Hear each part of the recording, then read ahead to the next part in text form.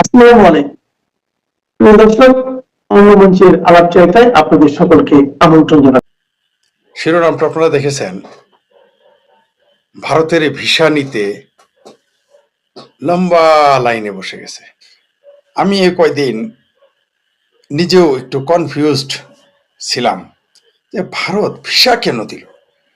অনেকেই এমনকি ভারতের শত শত নাগরিক আমাকে লিখেছেন যে ফরিদ ভাই, ভারত এটা কি করলো, আপনি কি ভিসার সমর্থন করেন? আমি বলছি না, আমি নিজেও না করেছি তাদের।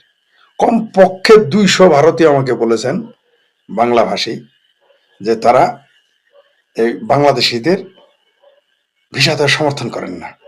এমনকি বাংলাদেশে যারা মুক্তিযুদ্ধের পক্ষের মানুষ তারা আমাকে বলেছে, আওয়ামী লীগ যারা করে বা ছাত্রলীগ করে বা এই ধরনের বা কিছু বামপন্থীও রয়েছে, তারা বলে ফরিদ ভাই ভিসা কেন দিল ভারত? মানে আমার মনে হয় ভারতীয় অ্যাম্বাসেডরের পর যাকে বেশি জিজ্ঞাসা করছে সেটা আমি। আপনি বিশ্বাস করেন, ভারতের অ্যাম্বাসেডর হচ্ছেন আমাদের সম্মানিত একজন ব্যক্তি, অত্যন্ত বিজ্ঞ পণ্ডিত মানুষ, দীনেশ ত্রিবেদী।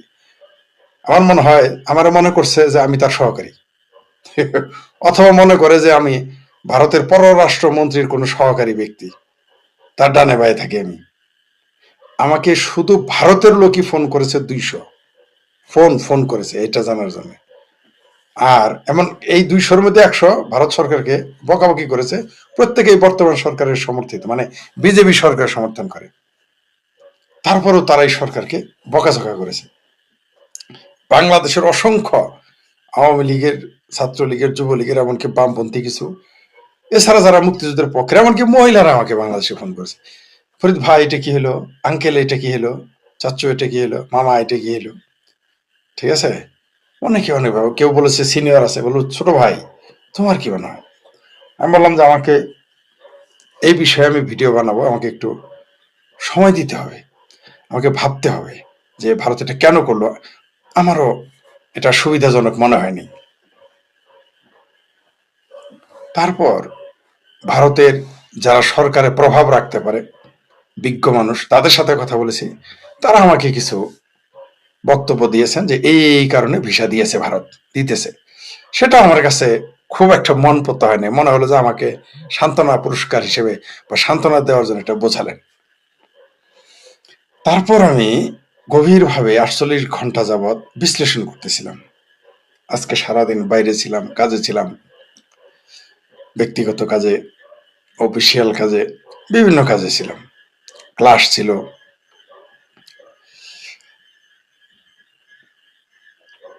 ভাবলাম সারাদিন আমার 2 ঘন্টা যাত্রা পথ ছিল।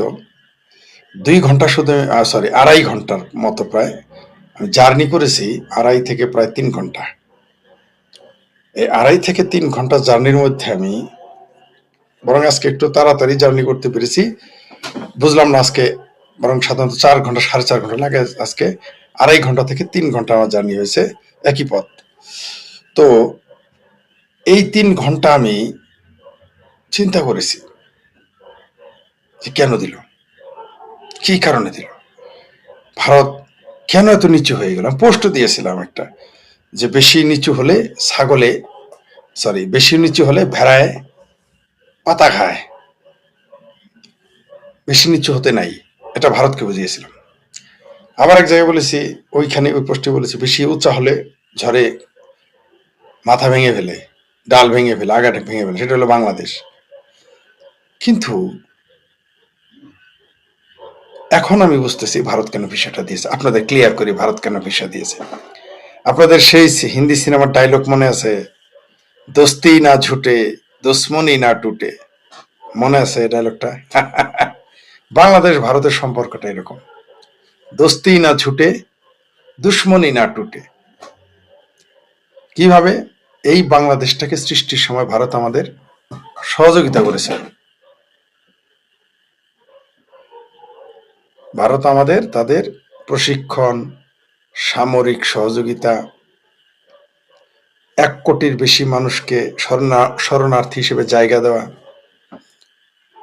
আমাদের সমস্ত যুদ্ধের লজিস্টিক সাপোর্ট দেওয়া, মুক্তিবাহিনীকে ট্রেনিং দেওয়া, আন্তর্জাতিক লবিতে শক্তিশালী অবস্থান নেওয়া, কারণ ভারতের শুধু যুদ্ধ করে বাংলাদেশ সৃষ্টি করার সহযোগিতা করেনি, কূটনৈতিক শক্তিতে ভারত আমাদের যথেষ্ট সহযোগিতা করেছে। তা না হলে এই দেশটা স্বাধীনই হতো না। কারণ পৃথিবীর যে ৫৫টি মুসলিম দেশ ছিল, একটাও আমাদের সমর্থন করেনি, বরং কিছু কিছু দেশ সরাসরি বিরোধিতা করেছে পাকিস্তানের পক্ষ নিয়ে। এমনকি এই যে সাদের ফিলিস্তিনি আছে না, বাংলাদেশের মানুষ যখন ফিলিস্তিনি হামাস জঙ্গিদের পক্ষ নেয়, আমার কিন্তু তখন বেজায় রাগ ওঠে। ঠিক ওই যে ভারতের ভিসা দেওয়াতে যেমন আওয়ামী লীগের লোকেরা রাগ করেছে, ওরকম আমার বেজায় রাগ ওঠে যখন বাংলাদেশের মুক্তিযুদ্ধের পক্ষের মানুষ ফিলিস্তিনিদের পক্ষে নেয়। কারণ এই সাদের ফিলিস্তিনিরা কেউ আমাদের পক্ষে ছিল না, কিন্তু আজও তাদের জন্য হাই হোসেন করে বুক ফাটায়। যাই হোক, সেটা অন্য বিষয়। এমনকি যে ইরানের জন্য খোদ আওয়ামী লীগের ভিতরে নয়া একটা খোমেনি লীগ সৃষ্টি হয়েছে, সেই আওয়ামী লীগেও জানে না, এই আওয়ামী লীগকে সমর্থন দেয়নি এই ইরান। তো কোন ইরান? আধুনিক ইরান। এই মোল্লা খোমেনি তেহরানের কষায়ের খোমেনি ছিল না, ইরান ছিল না, আধুনিক ইরান ছিল। সে আধুনিক ইরান ১৯৭১ আমাদের পক্ষে ছিল না। কিন্তু বাংলাদেশের আওয়ামী লীগেরা খোমেনি লীগ হয়ে গেছে, হাই হোসেন করতেছে খোমেনির জন্য। আমার বোধোদয় আমি বুঝতেই পারি না। এখন বলবেন আবেগ ওই জায়গায় খালি আবেগ হয়, আর কোথাও তো আবেগ। যেভাবে খোমেনি লীগ হয়ে গেছিল আওয়ামী লীগ, বাংলাদেশ আওয়ামী লীগ, ওইভাবে যদি ভারতের পক্ষে থাকতো, ভারত এতক্ষণ ৩ বার বাংলাদেশের শেখ হাসিনাকে ক্ষমতায় বসায় দিত। আমার সাথে বাজি লাগতে পারে না এই কথায়। যেভাবে খোমেনি লীগ হয়ে গেছিল বাংলাদেশের আওয়ামী লীগের, আমি দুঃখিত এই কথাটা বলার জন্য। আমি জানি অনেকে মনে কষ্ট পাচ্ছেন, আমাকে অনেকে ভুলও বুঝতে পারেন। ওইভাবে যদি ভারতের পক্ষে কথা বলতো, তাহলে তখন শেখ হাসিনা ক্ষমতায়, আওয়ামী লীগ পাওয়ারে। অনেকে আওয়ামী লীগের আবার বলে আওয়ামী লীগের সাথে গাদ্দারি করেছে, আওয়ামী লীগকে ক্ষমতায় বসাচ্ছে না। আরে ভাই, তুমি খোমেনি লীগ বানায় ফেলাইছ, তোমার পক্ষে ভারত কোন দুঃখে থাকবে? তুমি ভারত লীগ তো বানাইতে পারো নাই, তো ভারত কেন পক্ষে থাকবে? কিন্তু পাকিস্তানিরা কিন্তু পাকিস্তান হয়ে গেছে, তারা কিন্তু একটুও ভয় পায় না পাকিস্তানের পক্ষে কথা বলতে। কিন্তু ভারতের সহযোগিতা চাবেন আবার খোমেনি লীগ হবেন, হবে না তো, হয় না ভাই। যাই হোক, সেটা অন্য প্রসঙ্গ। যেটা বলতেছিলাম, আমি গবেষণা শুরু করলাম যে ঘটনা কি। বিশ্বাস করবেন না, আমার 2 দিন ঘুম হয় নাই। একদিন ভোর বাংলাদেশ সময় মানে ভোর 4টায় 5টায় ঘুমাইতে গেছি। যখন মানুষ ঘুম থেকে উঠে, যখন ধার্মিক মুসলমানেরা ঘুম থেকে উঠে যায়, যখন ধার্মিক হিন্দুরা ঘুম থেকে উঠে যায়, তখন আমি ঘুমাইতে গেছি। ঘুম হয় না এগুলো চিন্তা করে। তো কেন ভারত ভিসা দেওয়া শুরু করলো একটু ব্যাখ্যা করি। তার আগে একটা কথা বলে নেই। আপনারা জানেন যে দীনেশ ত্রিবেদী, তিনি কিভাবে এসেছেন? By road. মজার বিষয় হলো, তিনি বাংলাদেশে আসার কয়েকদিন পরেই তাকে একজন পূর্ণমন্ত্রীর মর্যাদা দিয়েছে ভারত। মানে তিনি শুধু রাষ্ট্রদূত নন, তিনি কিন্তু মন্ত্রীও। আমাকে কয়েকজন বলেছে, এত গুরুত্ব দেওয়ার কি, বাংলাদেশকে তাহলে খুব গুরুত্ব দেয়, তা না হলে কেন দীনেশ ত্রিবেদীকে আবার মন্ত্রী বানাবে, ইত্যাদি ইত্যাদি। যাক, সেটা তাদের ব্যাপার, এক একজন এক এক ভাবে ভাবতেই পারে। আমি পরে ভাবলাম যে কেন এটা হলো, একটা উদাহরণ দিই। ছোট্ট উদাহরণ দিয়ে শুরু করি, কেন ভারত ভিসা দিল। তার আগে বলি, বাংলাদেশে কেউ কেউ বলেছে ভারতের আর উপায় ছিল না ভিসা না দিয়ে। আচ্ছা, ভারতের না হয় উপায় নাই ভিসা দিয়ে, তো তোমরা যাও না, তোমাদের তো উপায় আছে আরেক দেশে যাওয়ার, যাও। এইবার বলি, একটু একটু দেখি, শুনেন। মাত্র 24 ঘন্টায় ১,১৩,০৩৯ জন ভিসার আবেদন করেছে। ভিসা পায়নি, আবেদন করেছে। ভিসা ফি কত জানেন? ভিসা না, ভিসা বাংলাদেশে ভারতীয় ভিসার জন্য ফি দিতে হয় না, কিন্তু যা দিতে হয় তা হলো সার্ভিস চার্জ বা কি যেন একটা নাম দিয়ে এটা নেওয়া হয়। এটা হলো ১৫০০ টাকা। আমি অঙ্কে দুর্বল, ওই অঙ্ক করতে আমার সমস্যা হয়েছে, এটা গুণ করতে, কিন্তু 3 বার গুণন করে সহি হিসাব নিতেছে। শুনেন, ১,১৩,০৩৯ জন ভিসা প্রার্থী মানে আবেদন করেছেন, ইন্টু 1500 মানে ১৫০০ গুণ করলে কত হয় জানেন? ১৬,৯৬,৫৮,৫০০ টাকা। আবার শুনেন, ১,১৩,০৩৯ জন আবেদন করেছে, ভিসার আবেদন পায় নাই, আবেদন করেছে। ভিসা প্রসেসিং ফি হলো, মনে পড়েছে, ভিসা প্রসেসিং ফি, ভিসা ফি না, একটু এভাবে না খাই, একটু এইভাবে খাইছে আর কি। প্রসেসিং ফিতে 1500 দিয়ে গুণ করলে, আবার বলি 1,13,039 জন যারা সারাদিন বললো দিল্লি না ঢাকা, দিল্লি না ঢাকা, তারা একদিনেই 1,13,039 জন ভিসার আবেদন করেছে। এর মধ্যে ধরে নিলাম বড় জোর আপনি 20,000 হিন্দু পাবেন, মানে 90%, প্রায় 80% হলো মুসলমান, এবং 80% মুসলমানের মধ্যে 99% ছিল দিল্লি না ঢাকা, ঢাকা না দিল্লি, এগুলো স্লোগান দিত। তারা ভারত বিরোধী, তারপরেও আবেদন করেছে। তাহলে শুনেন, আবারও বলি, 1,13,039 জন ইন্টু 1500, টাকার অ্যামাউন্ট কত জানেন? 16,95,58,500 টাকা। কি বুঝলেন? কি বুঝিলেন? 1,13,039 জন, জি কনফার্ম করলাম আর কি। একদিনে বাংলাদেশি ভিসার আবেদন একদিনেই একজন, তাহলে এখন বুঝেন, আমি অঙ্ক দুর্বল থাকতে পারি, আপনার অঙ্ক করে নিন। তাহলে একদিনেই যদি প্রায় 16 কোটি টাকা আয় হয়ে, মানে একটা ভিসা, মানে বাংলাদেশের ভিসা কেন্দ্রে যদি এত টাকা হয়, তাহলে এই ব্যক্তিগুলো যখন ভারতে যাবে কত কত খরচ করবে? প্রতিদিন পার হেড 1500 টাকায় তো হবে না, কারণ হোটেলে থাকতে হবে, খাইতে হবে। 2,000 ধরেন, 2,000 হলে কত হয়? 1 লাখে 1 লক্ষ মানুষ, আমি অঙ্কে দুর্বল, আপনারা এই করে নিয়ে নেন। 1 লক্ষ মানুষ প্রতিদিন গড়ে 2,000 টাকা খরচ করলে একক, দশক, শতক, হাজার, অযুত, লক্ষ, নিযুত, কোটি, 20 কোটি টাকা আসে। যদি 1 লক্ষ মানুষ প্রতিদিন 2,000 টাকা খরচ করে, তাহলে 20 কোটি টাকা আসে। হিসাব করেন, এগুলো হলো ভ্রমণ করতে যারা যাবে, বাজার ঘাট করবে, কিনবে, খাবে, দাবে। মেডিকেলে কত খরচ হয় জানেন? মেডিকেলে একটা মানুষ মিনিমাম মিনিমাম প্রতিদিন তার খরচ আছে, গড়ে যদি আপনি হিসাব করেন 10,000 টাকা সর্বনিম্ন। তাহলে এখানে আমার হিসেবে এর আগেই প্রতি বছর প্রায় 1 লক্ষ থেকে 1,20,000 কোটি টাকা, মানে এটা 5 বছর আগের হিসাব, চিকিৎসা বাবদ বাংলাদেশের মানুষ ভারতে খরচ করে এক বছরে। শুধু চিকিৎসা বাবদ, ব্যবসা বাণিজ্য আলাদা। ব্যবসা বাণিজ্য, ভ্রমণ, এগুলো আলাদা। এখন বুঝতে পারছেন তো? মানে 2 থেকে 3 লক্ষ কোটি টাকার ব্যবসা। বাংলাদেশের বাজেট হচ্ছে 7 কোটি টাকা, 7 লক্ষ কোটি টাকা। আমার ধারণা মিনিমাম এই বছর থেকে 4 লক্ষ কোটি টাকা বাংলাদেশিদের আয় করবে, মানে বাংলাদেশের বাজেটের অর্ধেক ভারতের, শুধু এই যে যারা দিল্লি না ঢাকা গালাগালি করেছে তারা ওখানে ব্যয় করে আসবে। এখন বুঝতে পারছেন তো ভারত কেন বিষয়টা দিয়েছে? এটা ব্যবসা বাণিজ্য ছাড়া ধরলাম, শুধু মেডিকেল এবং ভ্রমণ, মানে মেডিকেল ট্যুরিজম আর এই ট্যুরিজম, ব্যবসার কথা বলি না, ব্যবসায়িক বিষয়ের কথা বলি না, ব্যবসার হিসাব আলাদা, ট্যাক্সের হিসাব আলাদা। এখন বুঝতে পারছেন তো? তাহলে এক বছরে বাংলাদেশের বাজেটের অর্ধেক ভারতে আমরা খরচ করব। তো ভারত দেখলো কি জানেন, যে বিলাইয়ের উপরে রাগ করে তো ভাজা মাছ খাওয়া, ভাত খাওয়া বন্ধ করা যায় না, এই রিক্স ভারত নেয়নি। ভারত দেখলো যে বিড়ালের উপরে যদি রাগ করে ভাত না খাই, লস তো আমারই। অর্থাৎ ভারতকে যদি সুযোগ না দেয়, বাংলাদেশকে যদি সুযোগ না দেয়, রাগ করে, গুসা করে, যেহেতু ভারত বাংলাদেশকে আক্রমণ করবে না, তাহলে সুবিধা কেন নিবে না? কারণ পাকিস্তান তো সুবিধা নেওয়া শুরু করেছে।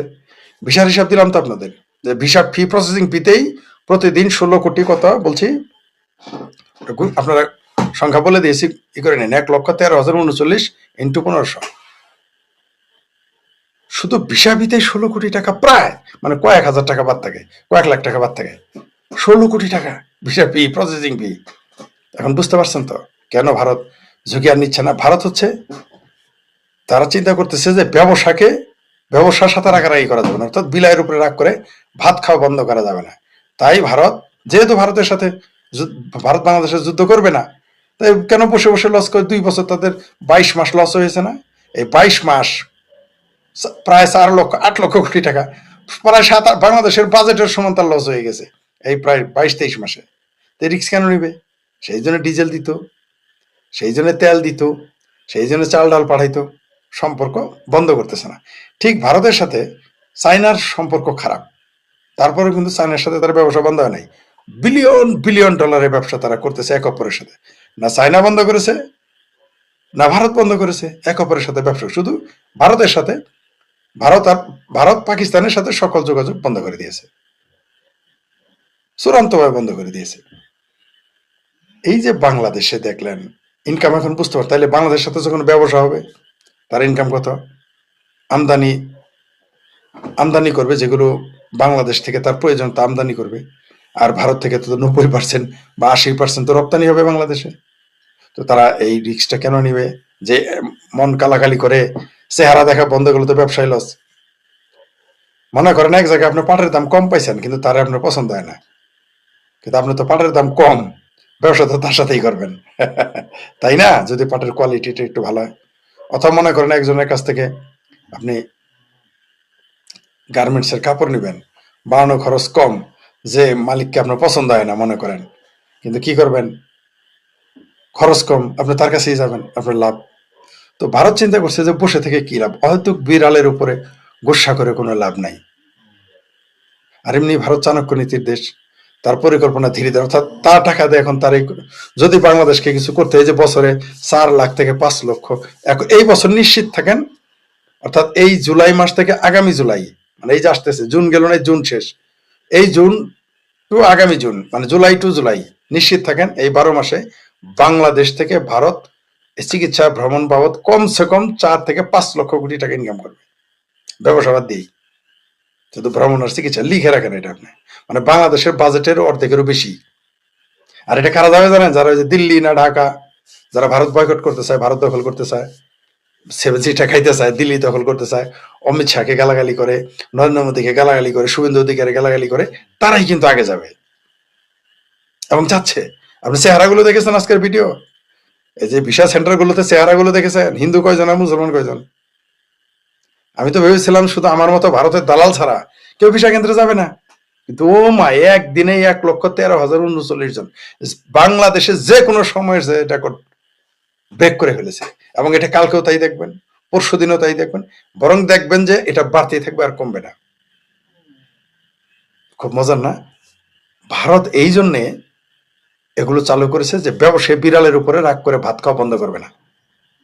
বুঝতে পারছেন? বউয়ের সাথে রাগ করে যদি আপনি ঘরে ভাত না খান, তাহলে আপনার পয়সা খরচ করে খাইতে হবে, ঠিক আছে? তো নিজের চাউল নিজের ডাউল ঘরে থাকতে, নিজের ঘর, তো আপনি খাবেন না কেন? তো ভারত চিন্তা করলো যে আর বসে থেকে লাভ নাই, পাকিস্তান আর তুরস্ককে আর সুযোগ দেওয়া যাবে না, তাই ভারত এই চালাকিটা করলো। চালাকি না, কূটনীতি। দেখলো যে না, গোসা করলে ভারতের লস, তাই এটা নিয়ে নিছে। এখন আপনি গালাগালি দিতে থাকেন, ভারতের গালাগালি দেন, এই তোরা তো আমাদের ভিসা না উপায় ছিল না, আপনি না যায় থাকেন তো দেখি, ভারতে তো উপায় নাই আপনাদের ভাষায়, আপনারা যায়েন না, তাইলে না বুঝতাম, তাইলে না বুঝতাম।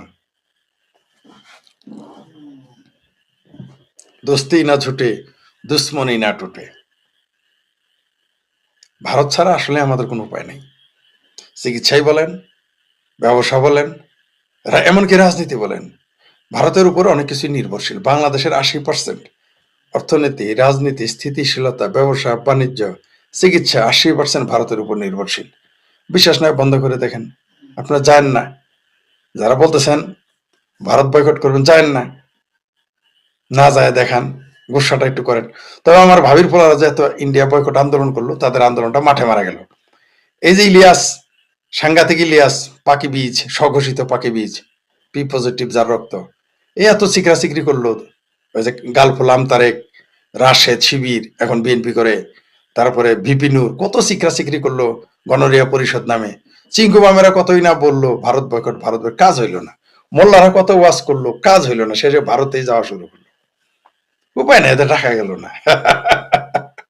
দেখলাম টাকা ফোয়া দাবার কইছে, যাই ঘটুক সে ভারতে যাবে না, যায় না। তোমার যাইতে বলছে কারা? তোরা যাই, তোরা ভিসা দিলে না তুই যাবি, ঠিক আছে? তো এই ভারত ছাড়া আমাদের কোনো উপায় নাই।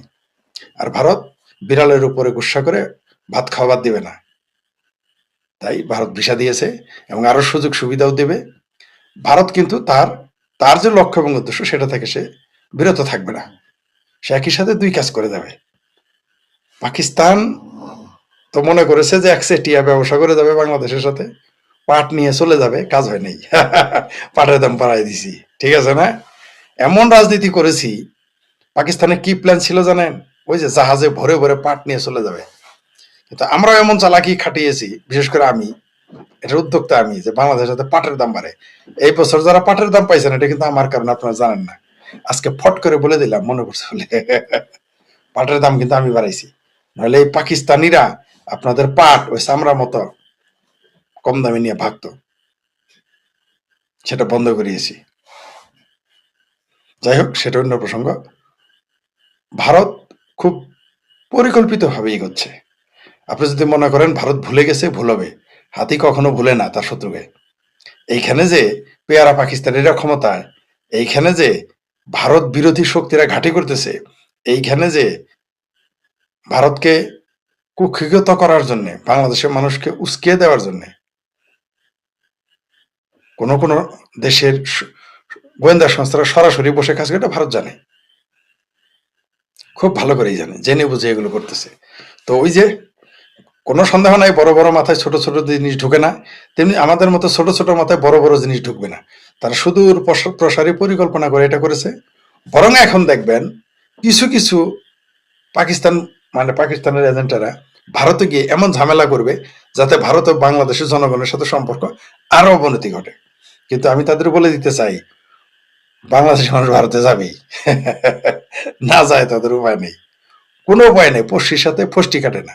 ওই যে বিএনপির কোন নেতা বলছে না সংসদে দাঁড়িয়ে, ওটা আমি বললে তো দোষ হয়ে যাইতো, আর আওয়ামী লীগ বললে তো একেবারে মানে ছি ছি রব পড়ে যেত। তিনি বলেছেন যে ভারত বাংলাদেশের সাথে স্বামী স্ত্রীর এরকম স্বামী স্ত্রী সম্পর্ক যে তাদের মধ্যে কখনো ডিভোর্স হবে না।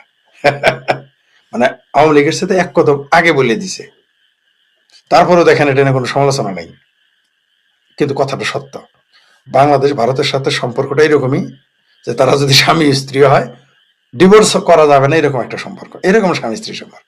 তার মানে কি, যেটা আমি বলেছি, ভারত বাংলাদেশ পরস্পরের স্বার্থ, একে অপরের সাথে সম্পৃক্ততা রয়েছে এবং অবিচ্ছেদ্য, উভয়েরই স্বার্থ অবিচ্ছেদ্য। ভারতীয় ভিসা সেন্টারগুলোতে আজকে ভারতীয় ভিসা প্রার্থীদের যে লাইন আমরা দেখলাম, বাংলাদেশের 53 বছরের অস্তিত্বে আর কখনো ভিসা প্রার্থীদের এত বড় লাইন আর কোনো দূতাবাসের বাইরে দেখা যায় নাই। মানুষের এই দীর্ঘ লাইন দেখে কিন্তু স্বাধীনতা বিরোধী 71-এর পরাজিত শক্তির ইপ্তি জ্বলে যাচ্ছে। তারা চায় এই লাইন সংকুচিত হোক। আমি নিজেও কিন্তু একটা দেশের ভিসা অফিসের বাইরে এত লম্বা লাইন হবে এটাকে পছন্দ করি না। আমিও চাই এই লাইনটা সংকুচিত হোক। আমি এই লেকচারে আলোচনা করব কিভাবে এই লাইনটাকে ছোট করা যেত, কিভাবে এই লাইনটা সংকুচিত করা যেত। আপনারা যারা করোনাকালীন ভারতীয় ভিসা সেন্টারে একদল উন্মত্ত মানুষের মিছিল দেখেছেন, তারা নিশ্চয়ই এটা বুঝতে পারেন যে এই ভিসা প্রার্থীগুলো ভারতকে ঘৃণা করে যেমন, তেমন তারা মনে করে যে ভারতে যাওয়া তাদের অধিকার। আর স্বাধীনতা বিরোধী মৌলবাদীরা কি প্রচার করে, এবং যেটা সত্য, যে ভারত আমাদের দেশ থেকে যারা যায় তারা সেখানে অর্থকড়ি খরচ করে, এটা ভারতের জন্য অনেক লাভের একটা বাণিজ্য। সহি কথা, এখানে কিন্তু কোনো ভুল নাই। ভারতের অর্থনীতিতে এটা বড় একটা অঙ্ক যোগ করে। বাংলাদেশিরা যে যায়, কত বিলিয়ন, 2 বিলিয়ন 3 বিলিয়ন নাকি খরচ করে, লক্ষ লক্ষ বাংলাদেশি প্রতি বছর ভারতে ভ্রমণ করতে যায়। কিন্তু কারা যায়, কেন যায়, কিভাবে এটা ঠেকানো যেত বা শোভনীয় পর্যায়ে আনা যেত? এখন যেই হারে পঙ্গপালের মতো ভিসা প্রার্থী হয়েছে মানুষ, এটা নিশ্চয় ভারতীয়দেরও খুশি করতে পারে। তারা এটার উপর ভিত্তি করে বাংলাদেশের বাস্তব চেহারা বুঝে নিতে পারে, অর্থাৎ তারা ভুল চেহারাটাকে আসল চেহারা বলে নিজেদের আত্মতুষ্টিতে ভুগতে পারে, যেটা আমরা অতীতে দেখেছি। ভারতে বাংলাদেশের মানুষ যায় একেবারে বেসিক প্রয়োজনে, এর বাইরে কেউ ভারতে যেতে চায় না। চিকিৎসা সেবা নেয়া, এটা তো মানুষের খুবই বেসিক একটা নিড। দেখেন, আমরা কি কখনো টার্গেট করেছি যে আমাদের মানুষ আমাদের দেশে চিকিৎসা নিবে? আমরা কি এটা তো অন্তত আমরা পারতাম। আমাদের চিকিৎসা ব্যবস্থাটাকে যদি আমরা ভালো করতে পারতাম। আমাদের কিছু কিছু হাসপাতাল রয়েছে, এগুলো তো অনেক অনেক পয়সা নেয়। এভার কেয়ার, ইউনাইটেড, আপনি যান ওখানে, সেখানে তো বাংলাদেশি রোগীদের ওরা সেবা করে কুল পাচ্ছে না। এইরকম আপনার আরো 200 হসপিটাল দরকার বাংলাদেশে,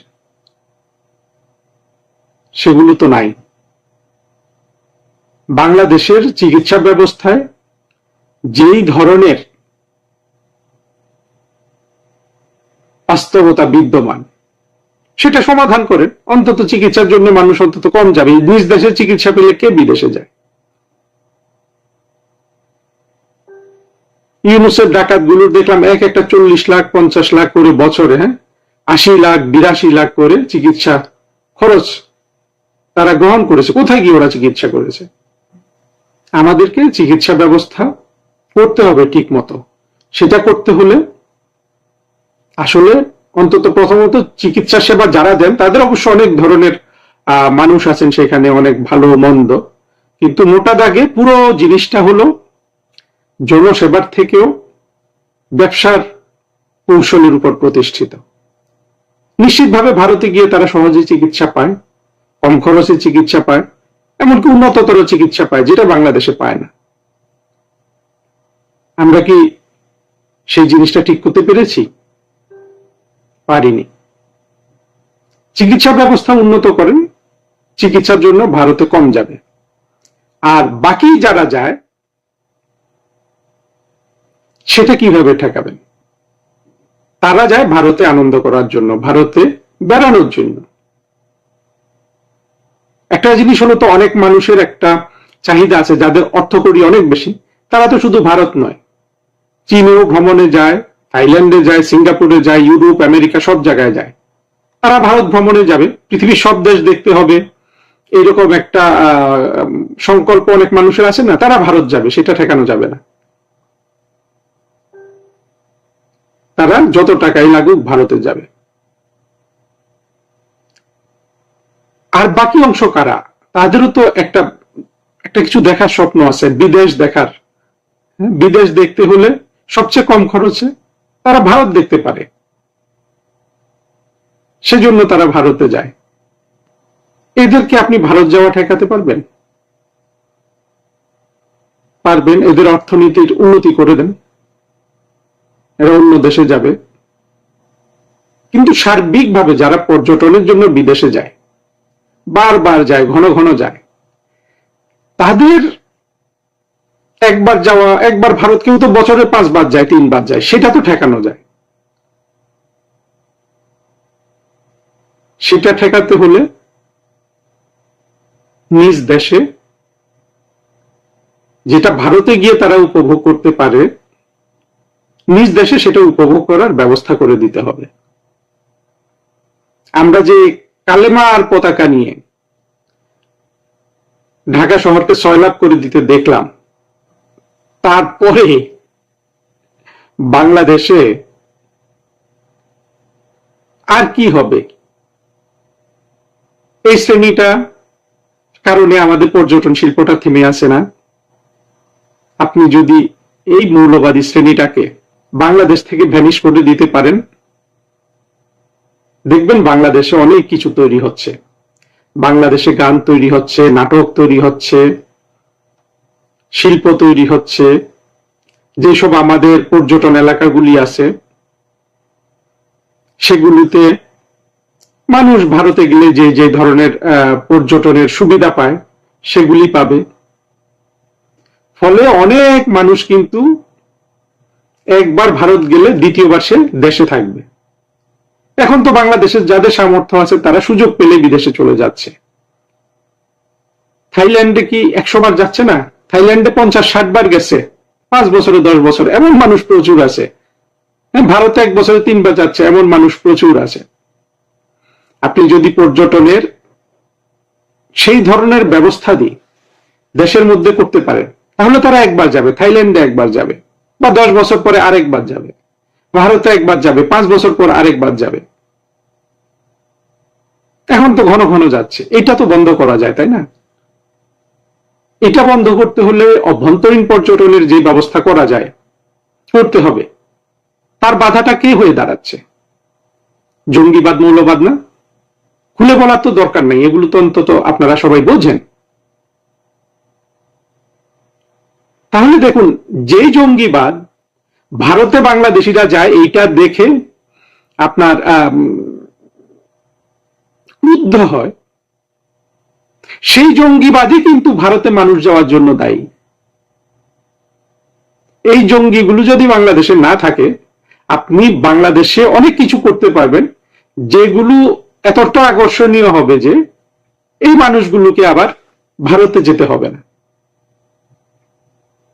তারা ভারতে যাওয়া তো উৎসাহ পাবে না। হ্যাঁ, সাইট সিইং এর জন্য গেল, একবার গেল, দুইবার গেল, কেউ সারা ভারত ঘুরতে চাইবে, সেটাও থাকবে। কিন্তু মোটা দাগে বেশিরভাগ মানুষ কিন্তু আপনি আটক করতে পারবেন আপনার পর্যটন শিল্প যদি আপনি বিকাশ করেন। বাংলাদেশে পর্যটন শিল্প এখন তো প্রশ্নই আসে না বিকশিত হবার। সাদা কালো ইসলামিক পতাকায় ছেয়ে গেছে না দেশ। তারেক রহমান সাহেব যে এই যে চীন ঘুরে আসলেন, এত এত বিনিয়োগের কথা শোনা যাচ্ছে, 1 টাকা কেউ বিনিয়োগ করবে না এই কালো আর সাদা পতাকার দেশে। ওরাই চায় মানুষ ভারতে না যাক, কিন্তু ওরাই আবার কারণ যে মানুষগুলো ভারতে যাচ্ছে, কারণ ওদের কারণে বাংলাদেশের ভেতর কোনো ধরনের সৃজনশীল কিছু করা যাচ্ছে না, না শিল্পে, না সাহিত্যে, না পর্যটনে, কোথাও করা যাচ্ছে না কিছু।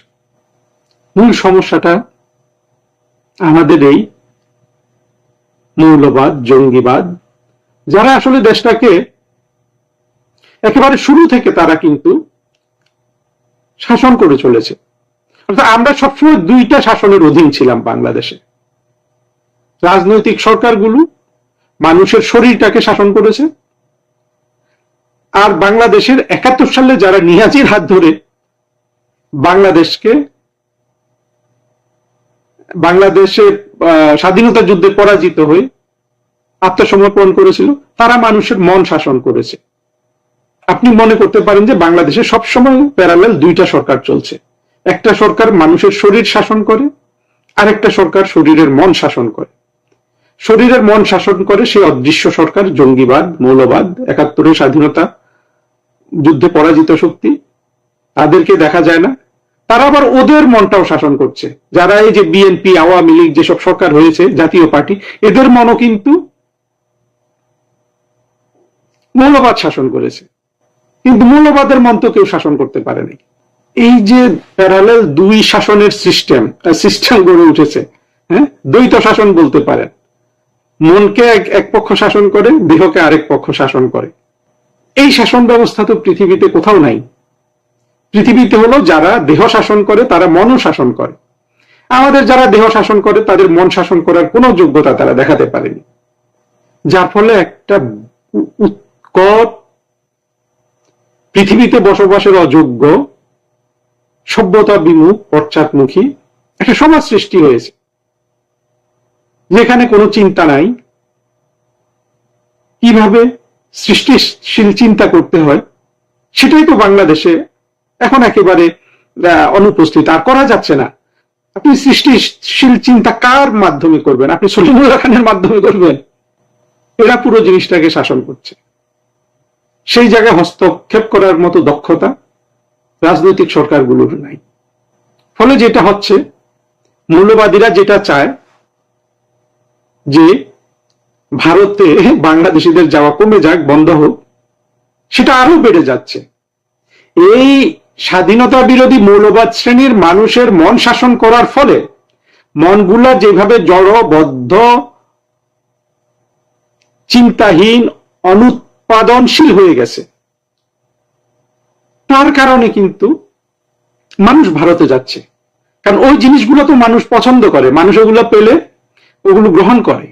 নাচ গান, ভারত তার বোম্বাই মিউজিক ইন্ডাস্ট্রি, নাচ গান, সিনেমা দিয়ে পুরো আপনার মিডল ইস্টকে আধিপত্য বিস্তার করে রেখেছে। মিডল ইস্টের এই লোকগুলো, সেখানে তো গান নাচ প্রডিউস হয় না, তারা কি এনজয় করে? এই বোম্বাই নাচ গান এনজয় করে। বাংলাদেশের যে শাসক শ্রেণী অথবা চোরাকার বাড়ি ধনী শ্রেণী আছে, তারাও কিন্তু এই বোম্বাই নাচ গান কনজিউম করে। পাকিস্তানের যে 10 থেকে 20% জমিদার শ্রেণী আছে, তারাও ভারতের বোম্বাই নাচ গান ইন্ডাস্ট্রি কিন্তু আপনার এটা কনজিউম করে। বাংলাদেশের যারা ওয়াচ করে ওরাও কিন্তু বোম্বাই মিউজিক ইন্ডাস্ট্রিটাকে কনজিউম করে। আপনি দেখবেন যে যারা গান গায়, যে রফিকুল্লাহ আফসারি, আজহারি, তারেক মনোয়ার, এগুলো সবাই বোম্বাই গান গেয়ে ওয়াজ করে। আর যে গান গাইতে পারে না, আমির হামজা, ও বোম্বাই মেয়েদের দিকে তাকিয়ে থাকে, হ্যাঁ, ভারতের দক্ষিণাঞ্চলের অভিনেত্রীদের দিকে তাকিয়ে থাকে, রাশ্মিকা মান্দানা। বর্তমানে বাংলাদেশে বলুন তো, মাদ্রাসাগুলি ছাড়া আর কোথাও কি কোনো বিনোদনের ব্যবস্থা আছে? আপনি মাদ্রাসায় একটা শিক্ষক হয়ে যান, আপনার জন্য অবাধ বিনোদন বা একটা ব্যবস্থা আছে। আপনি শিশুদের সেখানে ছেলে মেয়ে সবই তো এখন যায়, তাদেরকে রেপ করবেন, এইটা তাদের বিনোদন। মহামারী হয়ে গেছে। এই ছাড়া আর কোথাও কোনো মানুষের কোনো সুষ্ঠু, হ্যাঁ, বিনোদনের ব্যবস্থা আছে? কোথাও নাচের ব্যবস্থা আছে, গানের ব্যবস্থা আছে, সিনেমার ব্যবস্থা আছে, নাটকের ব্যবস্থা আছে? এগুলো তো আপনাদেরকে করতে দিবে না। মাদ্রাসায় রেপ করছে, সেটাকে আপনি হাত দিতে পারবেন? পারবেন না। কিন্তু মাদ্রাসায় যারা রেপ করছে, যারা রেপড হচ্ছে, এরা আবার একসাথে আপনার সমস্ত কর্মকাণ্ডে বাধা দিচ্ছে। এই ধরনের একটা কঠিন অবস্থায় ভারতে মানুষ পঙ্গপালের মতো যাবে, এটাই স্বাভাবিক। কিন্তু জঙ্গিদের তরফ থেকে দেখলে এটা তাদের জন্য বড়ই একটা দুঃখের বিষয়। তারা এই স্রোত আটকাতে পারবে না। তারা অবশ্যই এর পক্ষে কিছু বানিয়ে ফেলবে, নতুন কথা, কিন্তু বাস্তবতাটা সেটাই রয়ে যাচ্ছে যে ভারত ঘৃণা, হিন্দু ঘৃণা কোনো ক্রমেই কমবে না যত মানুষ ভারতে যাক। আর জঙ্গিরা এটাকে, ভারতকে উপকার করছে, এইভাবে তারা পোট্রে করছে। সেটা সত্যতা আছে, কিন্তু সত্যতাটা তো ঘৃণা প্রচারের কাজে ব্যবহার করা হচ্ছে, ঘৃণাকে আরো শক্তিশালী করার কাজে ব্যবহার করা হচ্ছে।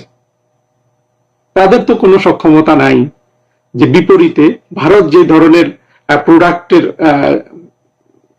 ব্যবস্থা করে, সেই প্রোডাক্ট আমরা বাংলাদেশে উৎপাদন করে আমাদের দেশে মানুষকে দেই, ফলে মানুষ কম ভারতে যাবে, আমাদের অর্থনৈতিক উন্নয়নও হবে। ভারত যদি সহজে চায় যে বাংলাদেশ এইভাবেই থাকুক, সেটা তারা চাইতে পারে, কিন্তু আমাদেরকে তো চাইতে হবে যে না, আমরা আমাদের অবস্থার উন্নতি করব।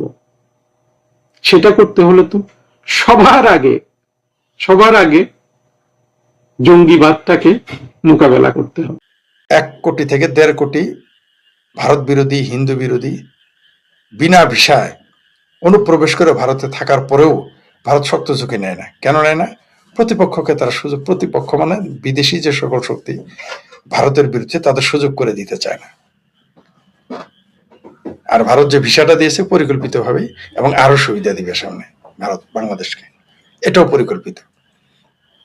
কারণ ভারতের হিসাব, ভারতের যে বললাম, বড় মাথায় যেমন ছোট জিনিস ধরে না, তেমনি আমাদের মতো ছোট মাথায় বড় বড় জিনিস ধরবে না, কারণ এটা তাদের সুদূর প্রসারের পরিকল্পনা। তারপরে আবার জননেত্রী শেখ হাসিনা ঘোষণা দিয়েছেন ডিসেম্বরে ফিরতেছি। এতদিন কিন্তু তিনি বলেন নাই যে বলছেন আমি ফিরবো, যে কোনো সময় ফিরবো, কিন্তু তিনি ডেট দিয়ে দিয়েছেন। এই ডেট দেওয়াটা, এটা কিন্তু একটা সাইন, এটা কিন্তু একটা নির্দেশনা। ডিসেম্বরে ফিরতেছি, এটা কাউকে চ্যালেঞ্জ করা, এটা বর্তমান এই মুশরাকা সরকারকে চ্যালেঞ্জ করা, পাশাপাশি কর্মীদের সচেতন করা, কর্মীদের টনিক হিসেবে এই কথাটা কাজ করবে আওয়ামী লীগের কর্মীদের। আর ইতিমধ্যে জেনে গেছেন যে বিদেশি কিছু কূটনীতিবিদ এবং কিছু রাজনীতিবিদ তারা বলে ফেলেছে যে শেখ হাসিনাকে তারা এবং তার পরিবারকে তারা ক্ষমতায় দেখতে চান না। তার মানে কি? মানে তারা যে এই দেশের রেজিম চেঞ্জ করেছেন, এটা কিন্তু এখন স্পষ্ট, তারা নিজেরাই স্বীকার করে ফেলেছেন। এর আগে তাদের দেশের প্রেসিডেন্ট বলে ফেলেছিল $29 মিলিয়ন। তারপরে একজন বললেন, এখন বলতেছেন যে তারা শেখ হাসিনার পরিবার এবং শেখ হাসিনাকে ক্ষমতায় দেখতে চান না। দেখা যাক ঠেকায় রাখতে পারে কিনা, দেখা যাক বাংলাদেশ আওয়ামী লীগকে ক্ষমতায় আসা ঠেকায় রাখতে পারে কিনা, দেখা যাক শেখ হাসিনা বা তার সন্তানকে ক্ষমতায় আসতে তারা ঠেকায় রাখতে পারে কিনা, দেখা যাক। তারা চেষ্টা করেছে, 71 মুক্তিযুদ্ধ বিরোধিতা করেছে, বঙ্গবন্ধুকে 75-এ মেরে ফেলেছে, কিন্তু তারপরেও কিন্তু আওয়ামী লীগ ক্ষমতায় এসেছে, বঙ্গবন্ধুর সন্তান ক্ষমতায় এসেছে, আবারও শেখ হাসিনার সন্তান ক্ষমতায় আসবে। বাংলাদেশের মানুষ যা চাইবে তার বিদেশি এই পরাশক্তিরা যেমন তারা যা চায় তা করে ফেলে অন্যায়ভাবে, তেমনি বাংলাদেশের জনগণও কিন্তু বসে থাকবে না। তারা যা চায় তা যা ভাবে তাও কিন্তু তারা করবে, যা তাদের অধিকার তারা আদায় করে ছাড়বে। ওই মোল্লার মিলিটারির ডর দেখিয়ে পরাশক্তিগুলো মোল্লার মিলিটারির ডর দেখে খুব বেশি দিন আর দাবিয়ে রাখতে পারবে না বাংলাদেশের জনগণকে, মুক্তিযুদ্ধের পক্ষের জনগণকে। হয়তো চরম মূল্য দিতে হচ্ছে, আরো ভবিষ্যতে আরো চরম মূল্য দিতে হতে পারে, সেটা আলাদা কথা। আমি আবারও বলছি, বাংলাদেশ বাংলাদেশের বাজেটের অর্ধেকেরও বেশি এই বছর চলে যাবে। এমন কি হতে পারে যে বাজেটের আমাদের যে 7 লক্ষ কোটি টাকা তার সমপরিমাণ চলে যেতে পারে এক বছরে বাংলাদেশের টাকা। তো ভারত কেন বিড়ালের উপরে রাগ করে মাছ খাওয়া বাদ দিবে, ভাত খাওয়া বাদ দিবে? বাদ দিচ্ছে না। এটাই স্বাভাবিক। ব্যবসার উপরে তো কোনো কথা নাই।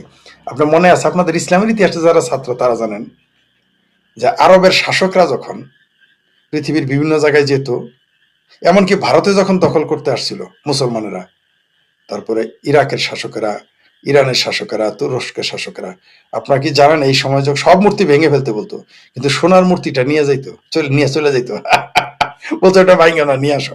কেন? বিজনেস। কারণ এটার দাম আছে। কারণ মাটির মূর্তি, পাথরের মূর্তি নিয়ে তো বিক্রি করা যাবে না, কিন্তু সোনার মূর্তির তো সোনার, স্বর্ণের, এই জন্যগুলো নিয়ে যেত। সুলতান মাহমুদ কেন মন্দিরে হামলা করতো? কেন? আর জায়গা ছিল না। রাজপ্রাসাদে হামলা করে না, মন্দিরে হামলা করছে। কেন? সোমনাথ মন্দিরে। কারণ সেখানে প্রচুর সোনা দানা, হীরা, স্বর্ণ মুদ্রা রক্ষিত থাকতো। তাই নিয়ে সেখানে ডাকাত কেন ডাকাতি করে, লুট করে কেন? সে শুধুমাত্র ধর্ম প্রচারের জন্য আসে নাই, সেইখানে লুট তরাজ করতে হতো মন্দিরেই। কারণ জানো ওইখানে পাওয়া যাবে কোটি কোটি টাকা, সেগুলো নিয়ে চলে যেত। স্বর্ণের মূর্তি রেখে যেত না। ইসলামে কিন্তু মূর্তি হারাম, কিন্তু স্বর্ণের মূর্তি বানায় দেখেন তো। এই যে বাংলাদেশে মূর্তি এত হারাম, যারা বলে মূর্তি পূজা খুব খারাপ, আমি বাংলাদেশে অনেক মুসলমানদের চিনি যারা ওই যে কৃষ্ণের মূর্তি খুঁজতো ব্যবসা করার জন্য, ওগুলো মাটির নিচ থেকে খুঁড়ে তুলতে পারলেই নাকি কোটি কোটি টাকা। কি তুলেন নাই? বাংলাদেশে বহু মুসলমান ওই কোষ্টি পাথরের মূর্তি মাটির নিচে অনেক খুঁজতো, এখনো খুঁজে। কারণ টাকার প্রশ্ন আর মূর্তির প্রশ্ন। যে মনে করেন এই মাটির মূর্তিটাই যদি কোটি কোটি টাকা দাম হইতো, তাহলে কিন্তু এটা ভাঙতো না, এটা ডাকাতি করে নিয়ে বিক্রি করতো ভারতে। এটা কিনে না তাই বেছে না, তাহলে এরা সবাই সুলতান মাহমুদ হয়ে যেত। বাংলাদেশের সব মুসলমান তখন সুলতান মাহমুদ হয়ে যেত, যদি মূর্তিগুলোর মূল্য থাকতো, দাম, মানে অর্থনৈতিক দাম থাকতো, যেগুলো পৃথিবীতে অন্য জায়গায় নিলে বা স্থান, এমনকি ভারতে বেচলেও লাভ হবে, দখল করে নিত। অত বড় একটা সোনার মূর্তি করেন না দেখি ভাঙে, কেউ ভাঙবে না। ওটা চুরি করবে, ডাকাতি করবে, লুট করবে, তখন আর ভাঙবে না। বাংলাদেশের হিন্দুরা একটা কাজ করতে পারেন, স্বর্ণের মূর্তি বানানো শুরু করেন, তাহলে দেখবেন। আর ছোট ছোট বানান, স্বর্ণের মূর্তি বানান। অবশ্য তখন বানাইতে দিবে না। এই যে এটা বললাম, এটা আরেক ষড়যন্ত্র।